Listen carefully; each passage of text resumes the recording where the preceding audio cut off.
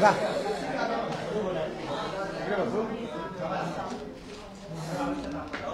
जगा हाईट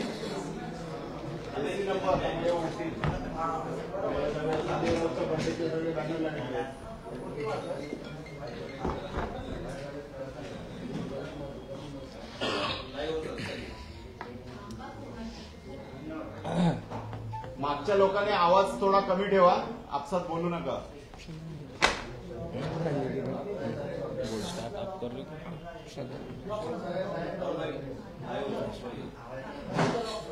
तुम्ही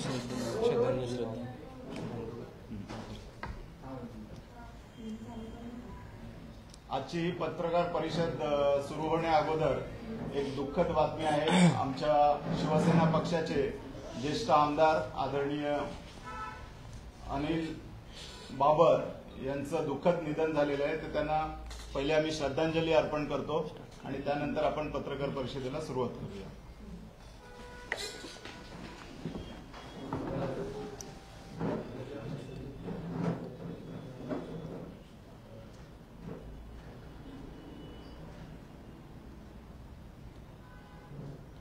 ओम शांती शांती.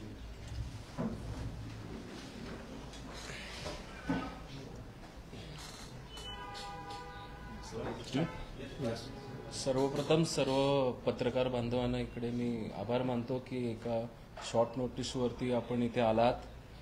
ही पत्रकार परिषद कोणाला जस्टिफिकेशन किंवा एक्सप्लेनेशन द्यायला नाही आम्ही ठेवली आहे, तर जी एक फॅक्ट आहे, जी एक आपण जे म्हणतो की जे झालंय आणि कोण चुकीचं आणि कोण राईट हे फॅक्ट प्रोड्यूस करण्यासाठी ही पत्रकार परिषद आज आम्ही घेतली आहे.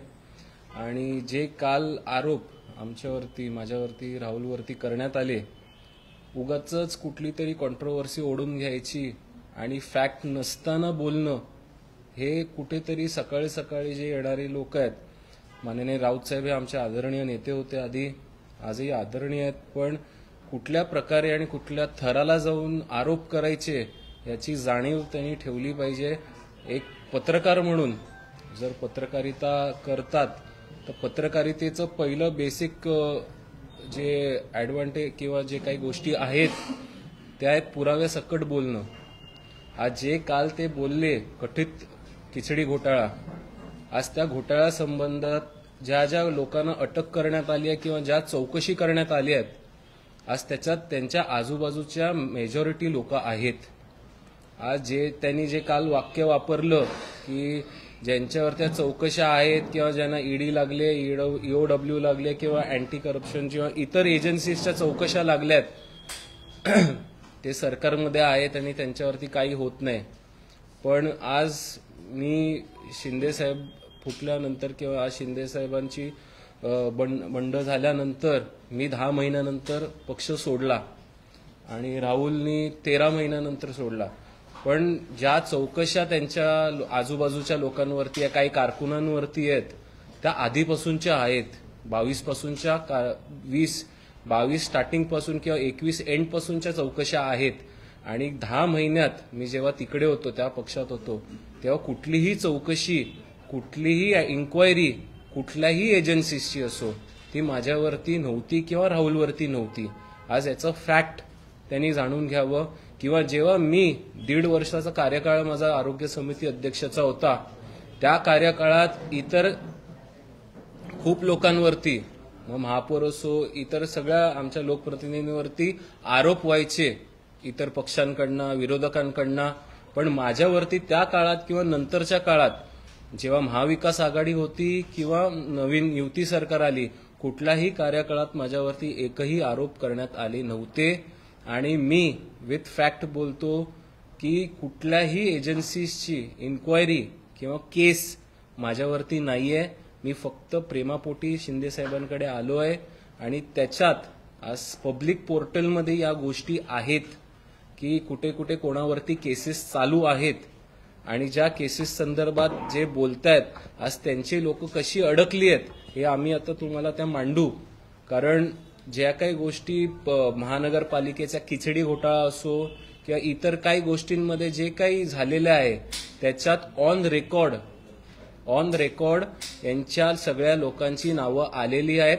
जे ट्रान्झॅक्शन झालेले आहेत ते पब्लिक डोमेनमध्ये आहेत आणि त्याच्या पुढे जाऊन जर कुठल्या गोष्टी हव्या असतील तर आरटीआयच्या स्वरूपात त्यांनी घ्याव्या आणि त्याच्यात मी किंवा राहुल कुठेही त्याच्यात आमची नावं आली तर आम्ही आमच्या राजकारणाचा त्याग करायला आज तयार आहोत.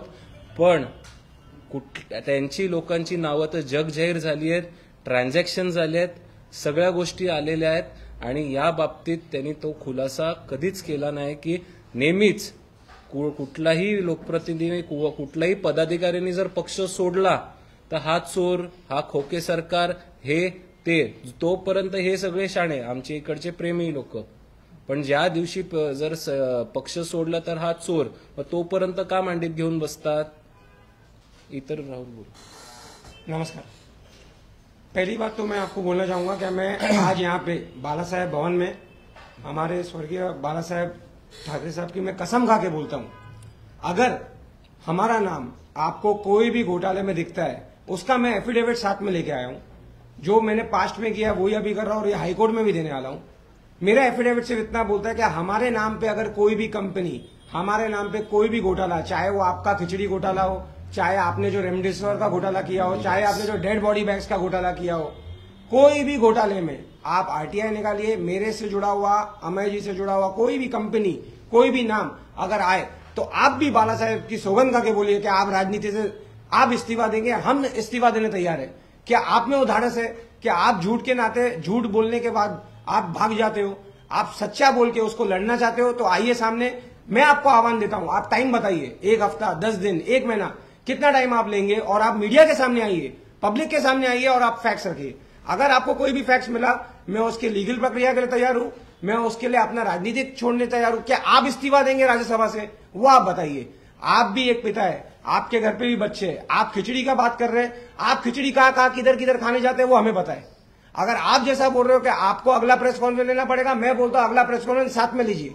आप फैक्ट्स दिखाइए, हम फैक्ट्स दिखाते हैं. आप कोविड की बात करते हैं, ये देखिए कोविड का काम, ये हमने कोविड का काम किया है. यही आपके नेता ने मुझे अवार्ड दिया है.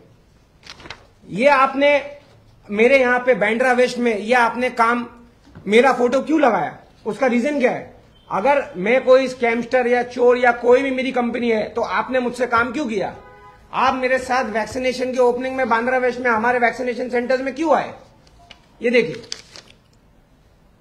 अच्छा, मेरी शादी 2023 में हुई, आप मेरे शादी में क्यों आए? तब मैं सही था, तब राहुल कनाल अच्छा था, तब राहुल कनाल चोर नहीं था.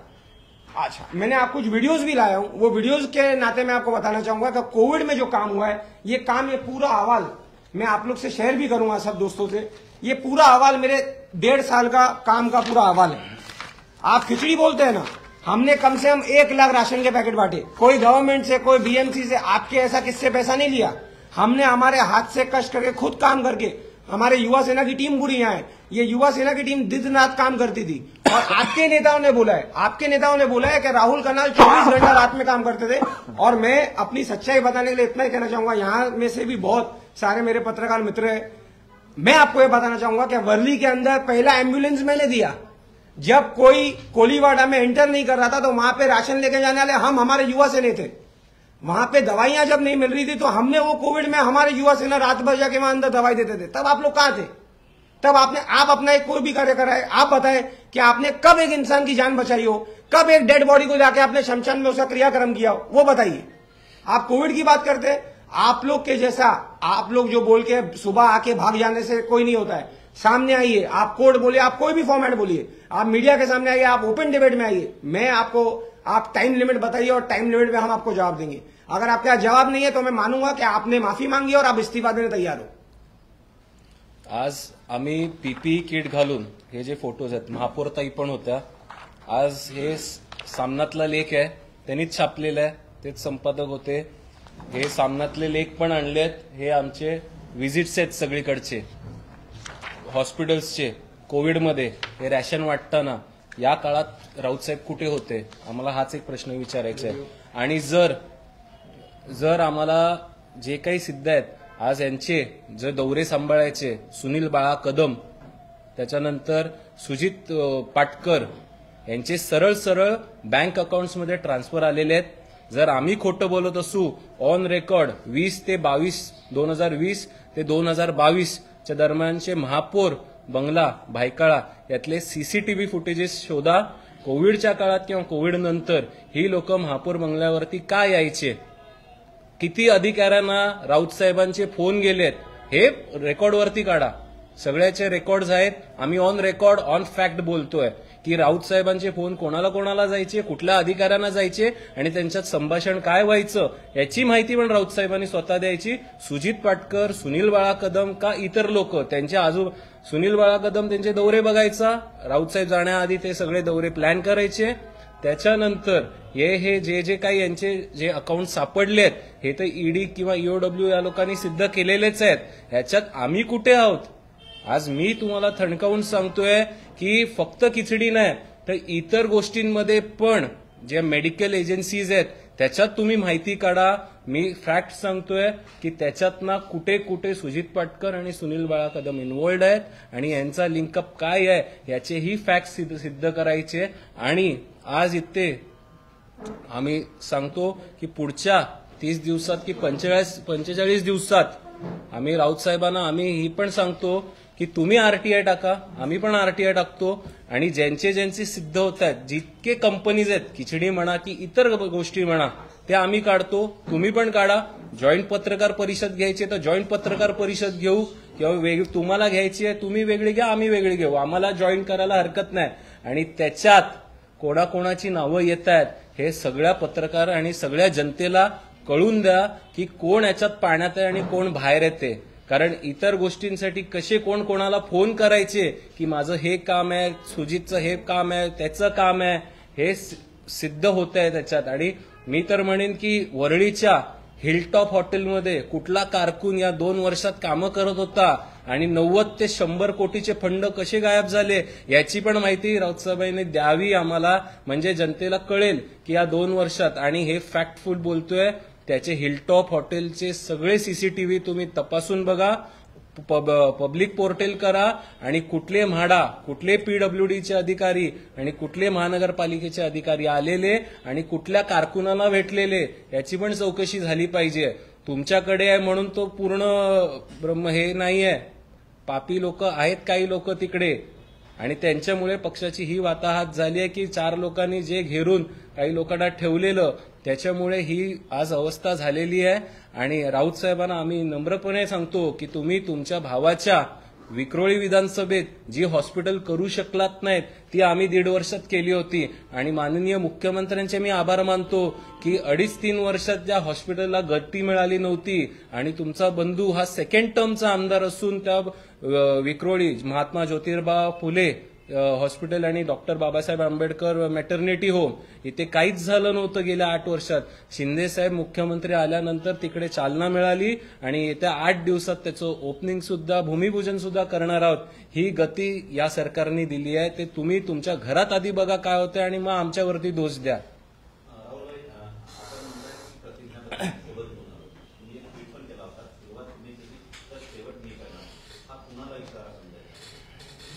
दादा देखिए इशारा क्लियर था. जिन्होंने झूठा आरोप किया ये इशारा उनके लिए है. और ये इशारा ऐसा है क्या आप नेता होने के पहले एक पत्रकार थे.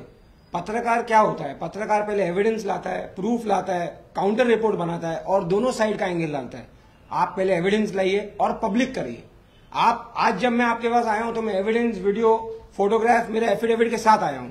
मैं किसी पे आरोप करने नहीं आया या अपने आप को सही बताने नहीं आया हूं. तो जब आपके पास है तो आप आइए.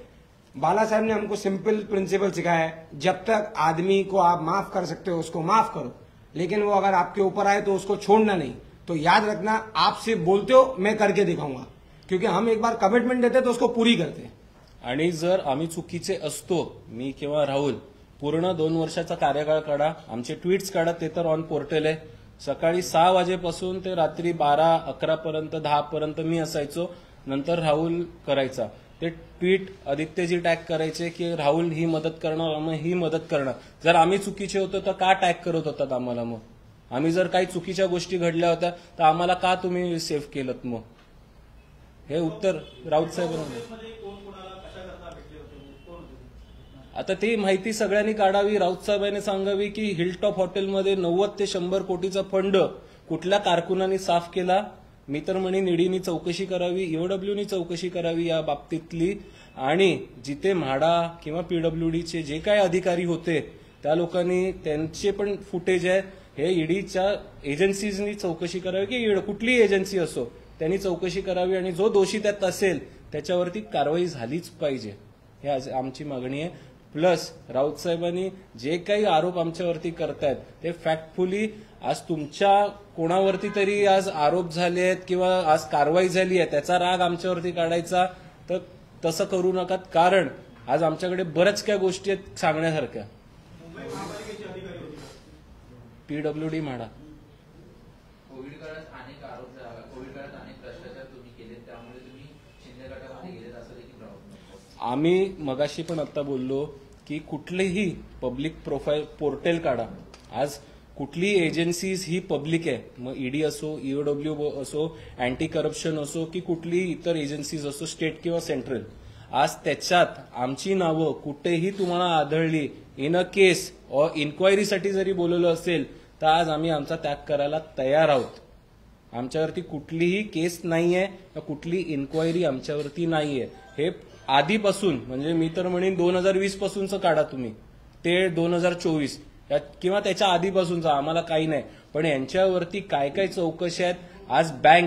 आज जर बँक ट्रान्झॅक्शन झालेत तर आरबीआय चुकीची का, आरबीआयनी पण खोके खाल्ले आहेत का, बँकेनी पण खोके खाल्ले आहेत का, बँक मॅनेजरनी पण खोके खाल्ले आहेत, सगळे बँक ट्रान्झॅक्शन चुकीचे आहेत का जे सापडलेत ते. आणि एका कारकुनाने 40 कोटीचं सापडलं फ्लॅट्स, प्रॉपर्ट्या, हे कुठून इतके 2 वर्षात त्यांची इन्क्रीज झाली प्रॉपर्टी. आणि जे सापडले ते फक्त यांचेच खिचडी वाटपसाठी सापडले. तर आज आम्ही या माध्यमातून सांगणार आहोत की आम्ही आरटीआय टाकतोय उद्याच्या उद्या, आणि जे जे कंपनीजना जे मिळाले आहेत खिचडी आणि त्याच्यात कोण कोण इन्व्हॉल्ड आहे हे आम्ही पब्लिक पोर्टल आणि माध्यमांसमोर परत येऊ आम्ही 30-35 दिवसात, आणि हे सगळं ओपन करू. आणि आमची रिक्वेस्ट अशी आहे राऊत साहेबांना की त्यांनी पण यावं आणि पब्लिक डिबेट होऊन द्या समोरासमोर. एकत्र हवी तर एकत्र, वेगळी करायची तर वेगळी करूया, पण हे लोकांसमोर आणणं आता गरजेचं आहे. परिषद झाली तर वस्त्राराम करेल अशा शब्दांत त्यांनी जे टीका केली. उसमें मैं बोलना चाहूंगा आपको, अभी उन्होंने किया, उन्होंने बोला हमने आपको जवाब दिया, हमने एविडेंस के साथ आपको जवाब दिया है. अभी मेरा उनसे एक सवाल है, राउत साहब आप हमेशा बोलते हो कि आप बाला साहेब के शेरवानी गए, चलिए माना, आप उनकी शपथ खा के बोलिए कि आपने सामना के ऑफिस में 5 मिनिस्टर 16 एमएलए को पहले सामना के ऑफिस में बुला के बाद में अपने घर में निवास में बुला के सीएम आपको बनना था, यह आपने बात बोली थी कि नहीं? शपथ खा के बोली, ये आप शपथ खा के बोलिए कि आपने ये बात की थी कि नहीं. और अगर ये झूठी बात है तो वो सारे एमएलए एविडेंस के साथ आपके सामने आएंगे. आपने किया था हाँ या नहीं, क्या मैं फिट हूं, मुझे मुख्यमंत्री बनना चाहिए, ये आप बताइए. कब की बात है? 2019 की बात है जब महाविकास आघाड़ी का, ये मैं तब की बात कर रहा हूं जब मुंबई में हमारे मुंबईकर कोविड से लड़ रहे थे, सब लोग अपना काम कर रहे थे और किसी को क्या बनना था, क्या चाहिए था, उसके लिए वो जो मीटिंगें हुई. आप मेरा सीडीआर निकालिए, उनका सीडीआर निकालिए, 3 साल का ट्रैक रिकॉर्ड निकालिए और सीसीटीवी इमेजेस निकालिए और बताइए सच है क्या झूठ है.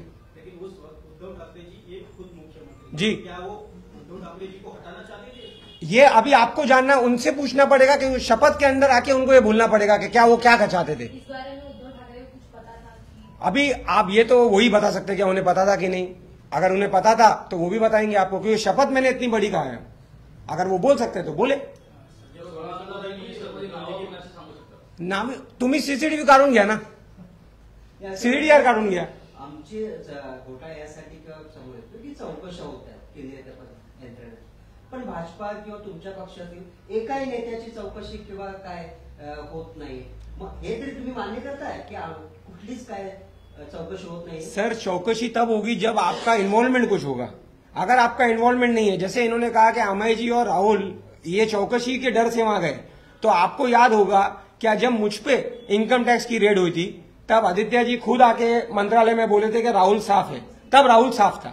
और मैं आपको ये पब्लिकली बताना चाहता हूं, आप विधानसभा के अंदर आके बोले थे उन्होंने क्या राहुल कर्नल पे कुछ नहीं है, वो साफ है. सही है, आज राहुल कर्नल गलत हो गया, तो आप एक काम कीजिए, इनकम टैक्स तो ओपन पोर्टल है, आप चेक कीजिए इनकम टैक्स का मेरा फाइलिंग, इनकम टैक्स का मेरा क्लियरेंस, मेरा जैसे अमय जी ने बोला, हम अपने प्यार से, हम हमारी आदर और सेल्फ रिस्पेक्ट के लिए शिंदे साहब से जुड़े, हम किसी डर से नहीं जुड़े। और अगर आपको चेक करना है तो आप चेक कर सकते हैं क्या मुझे क्लियरेंस कब आया है और मैंने ज्वाइन कब किया हूं।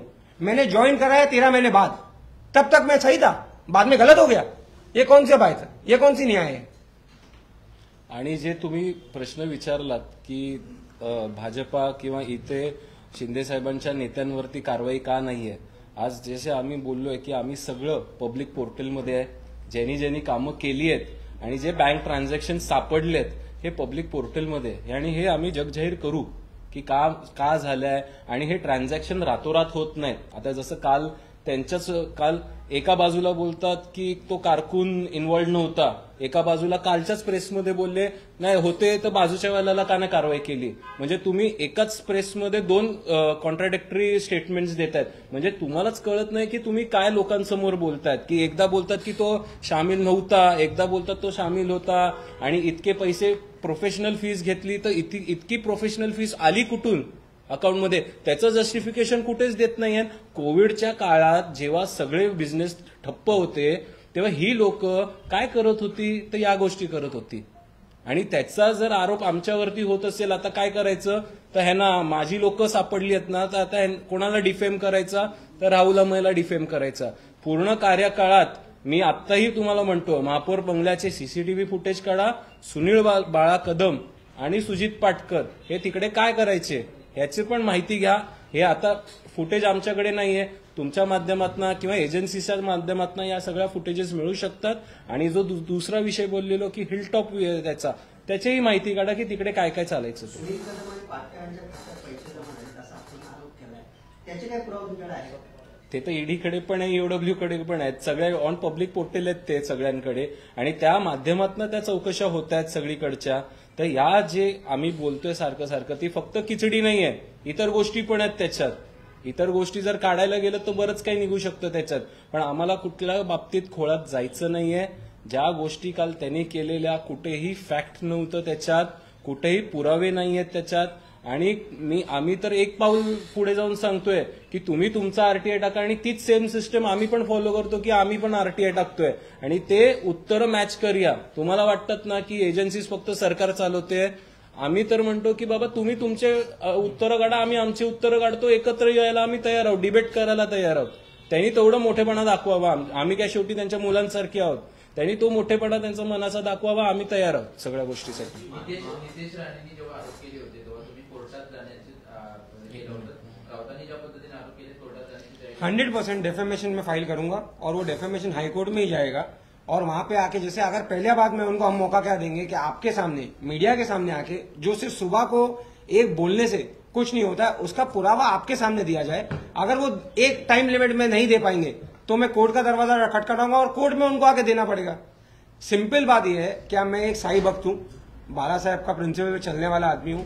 साई ने महारोग महाराष्ट्र का निकाला था, ये महारोग राहुल कनाल निकालेगा, ये आपको मैं चैलेंज करता हूं। आणि 2-3 वर्षापूर्वी जेव्हा आम्ही एका केंद्रीय मंत्र्यांना अंगावरती घेतलेलं, त्याच्यानंतर प्रत्येक एजन्सी जागे झालेले, तेव्हा एजन्सी झोपल्या नव्हत्या जेव्हा महाविकास आघाडी होती, त्या काळात मला कुठेच प्रॉब्लेम नाही झाला किंवा कुठल्याही विरोधकांनी आमच्यावरती आरोप नाही केले, कारण का माझं एकदम कारभार क्लीन होता, सगळ्यांना घेऊन चालणारा काळ होता। पण याच गोष्टी जर पोटात दुखत असतील कोणाच्या तर त्याच्यात आमचा काही एक सहभाग नाहीये आणि इतर गोष्टी ज्या ज्या आहेत ते सगळ्यांना माहिती आहेत, ऑन रेकॉर्ड आहेत आणि आज ही लोक जी आत गेली आहेत ईडीच्या याच्यात, आज यांचं कुठेतरी पाप आहे म्हणून गेलेत। जर नसेल तर जा कोर्टात, सुप्रीम कोर्टात जा, हायकोर्टात जा, जर तुम्ही चुकीचे नाही आहात तर, आणि तिकडून बेल घ्या। जेव्हा पण ईडी चौकशीला माजी महापौर जातात तेव्हा एक बोलतात की मला महापौर म्हणून काही अधिकार नव्हते। या एकंदरीत निर्णयामध्ये स्थायी समिती अध्यक्ष, प्रातिक्ष अध्यक्ष हे पण यांचा पण सहभाग होता, महापौर म्हणून मला तेवढे अधिकार नव्हते।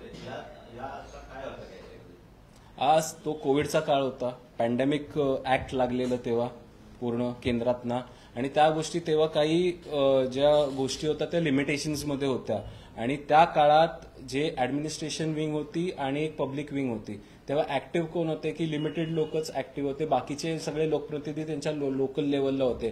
पण इन्फ्लुएन्स काय होत होते, इन्फ्लुएन्शियल काही लोक होती की डायरेक्ट अधिकाऱ्यांना फोन करायचे, टेक्निकल कमिटीजला फोन करायचे, परस्पर करायचे की माझा हा माणूस आहे, माझा तो माणूस आहे, त्या लोकांना तुम्ही मदत करा. ह्या गोष्टी झालेल्या आहेत आणि म्हणून मी मगाशी तुम्हाला बोललो की तुम्ही डिरेक्ट काढा, रेकॉर्ड्स काढा, कॉल रेकॉर्ड्स काढा की कोणी कोणाला त्या काळात फोन केलेला म्हणजे दूधचं दूध पाण्याचं पाणी होणार. धन्यवाद. विधानसभेचं अधिवेशन चालू होतं तेव्हा दिशा सैनिक प्रकरणावरती आदित्य ठाकरेंवरती भावनात्मक आरोप होते. तुम्ही देखील त्यावेळेस त्याच्यासोबत होता, त्यावरती तुम्ही अजून देखील बोलला नाही, काय त्यावरती तुमचं म्हणणं आहे? नहीं, आपको शायद गलतफहमी है. मैं जब शिंदे साहब का पक्ष ज्वाइन किया तभी मैंने बात क्लियर कर दी थी. क्या किसी को भी, बहुत लोगों ने मेरे ऊपर आरोप किए थे, वो आरोप आप जाके ओपन आप चेकिंग कर सकते हैं. मैंने तो रिक्वेस्ट खुद सीएम साहब को किया था कि आप एसआईटी लगाइए, और जहां तक मेरी बात है आप पूरा तहकीकात कीजिए. मैं आज भी आपको ऑन रिकॉर्ड बोल रहा हूं, अगर लाइफ में कभी उनको पर्सनली मिला भी हूं या एक बार कॉल पे भी बात हुई तो मैं राजनीति छोड़ दूंगा. Thank you. थँक्यू.